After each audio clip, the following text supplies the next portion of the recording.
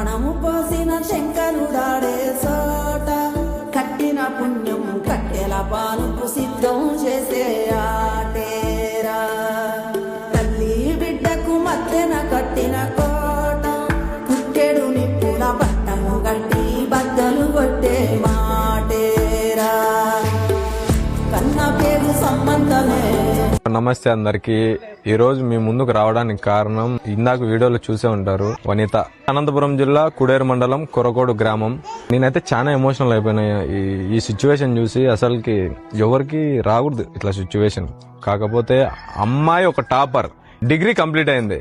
ఈ డిగ్రీతో ఆగిపోకూడదు అమ్మాయి, ఇంకా ఉన్నత స్థాయికి పోవాలా. అమ్మాయికి వచ్చేసి ఉన్న ప్రాబ్లం వల్ల కళ్ళు కనపడవు. కళ్ళు కనపడుకోకుండానే టాపర్ అంటే కళ్ళు కనపడితే ఎంత ఉన్న స్థాయికి పోతుందో ఒకసారి ఆలోచించండి. ప్లీజ్ ప్లీజ్ ప్లీజ్ మీ వంతు సాయం చేస్తారని నేను ఖచ్చితంగా కోరుకుంటున్నా.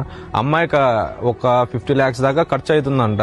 బెంగళూరుకి చాలా చోట్లకి తిరిగినారు, చాలా అంటే చాలా ట్రై చేశారు. ఎక్కడికి వెళ్ళినా, బెంగళూరుకి వెళ్ళినా, ఈవెన్ బెంగళూరులో కూడా కాదని చెప్పినారు.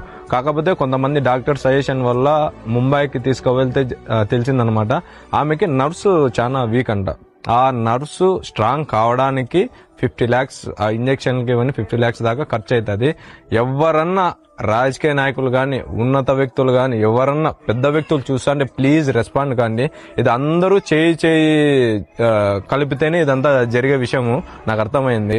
ఈ ఫోన్పే నెంబర్ కానీ, అకౌంట్ నెంబర్ కానీ ఇవన్నీ ఇస్తున్నాను.